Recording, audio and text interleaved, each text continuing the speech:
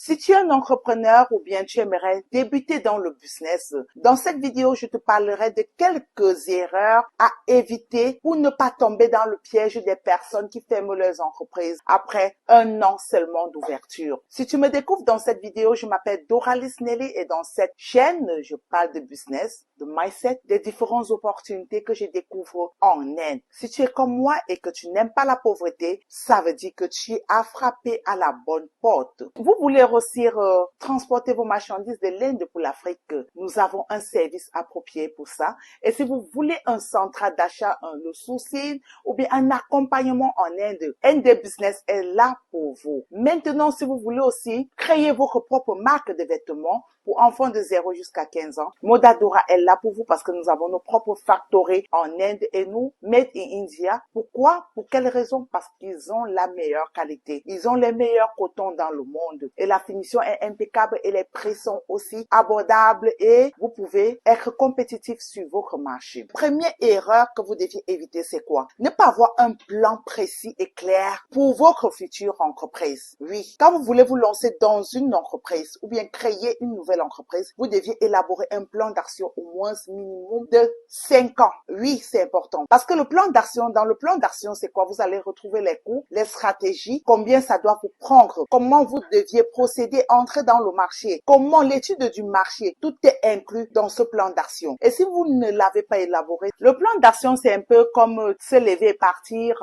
en voyage sans établir aucun plan. Donc, tu te lèves en un jour comme ça, tu voyages, tu ne sais même pas où tu vas, tu ne connais même pas dans quelle ville tu iras et c'est dangereux. Je dis bien c'est dangereux. Le plan d'action vous permet d'aller tout droit vers vos objectifs. Chaque entreprise doit avoir les objectifs énumérés, les plans, les étapes pour pouvoir les réaliser. Comment vous allez vous positionner sur le marché? Comment vous comporter sur le marché? Quelle niche vous deviez toucher? C'est d'où il est important d'avoir un plan d'action. Deuxième erreur que vous ne deviez pas commettre, c'est quoi, mes amis? Minimiser les coûts. Je vais vous raconter une petite histoire de ma boutique au Congo que j'ai ouverte. J'avais minimisé les coûts et je vous assure, j'en ai eu un coup dur. Pour quelle raison? J'avais commis l'erreur que le Congo n'est pas le Cameroun où j'ai déjà installé une entreprise et j'ai pris les coûts du Cameroun pour les établir, pour les utiliser au Congo. Oubliant qu'au Congo, les prix des produits sont différents. Ils coûtent plus cher qu'au Cameroun. Vous suivez un peu. J'avais fait l'étude du marché concernant les marchandises, mais j'avais oublié de faire l'étude du marché concernant les produits. Par exemple, le nécessaire qu'on devrait utiliser pour construire et aménager cette boutique. Cette boutique que j'avais établie à 3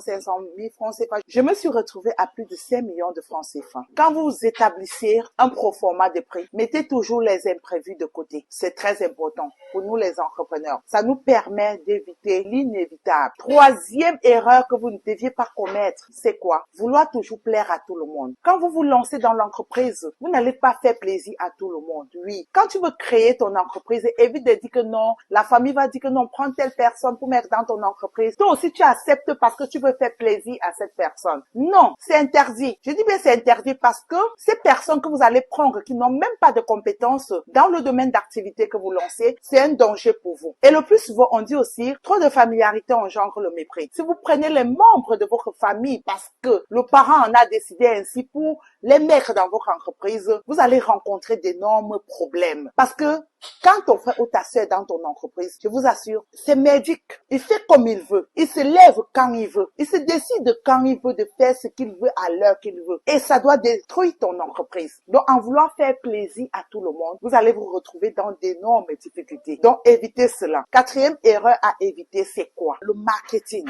Le marketing reste un point clé de votre entreprise. N'oubliez pas ce point. Parce que sans marketing, ton entreprise ne décolle pas. Vous avez le marketing présentiel, vous avez le marketing visuel. Créez vos différentes plateformes, TikTok, Facebook, Instagram. Créez vos différentes plateformes et commencez déjà à publier. Publiez pour montrer déjà ce que vous avez à vos prospects. Au fur et à mesure, la constance doit faire en sorte que les clients, les prospects viendront vers vous. Vous comprenez un peu. Et un produit qui n'est pas connu ne se vend pas. Vous auriez difficilement les clients. Donc le volet communication, c'est un volet très important. Et le volet communication aussi aussi présentiel, parce que beaucoup d'entreprises négligent aussi ce côté-là. C'est un volet très important à prendre au sérieux. Si tu as tes produits et que tu veux faire connaître sur le marché, c'est pas tout le monde qui va sur les réseaux sociaux. Il y a certaines personnes que Facebook, ils n'entrent pas, Instagram, ils n'entrent pas, TikTok, ils n'entrent pas. Mais d'autres le font. Mais maintenant, pour toucher un bon nombre de personnes, vous deviez maximiser sur les deux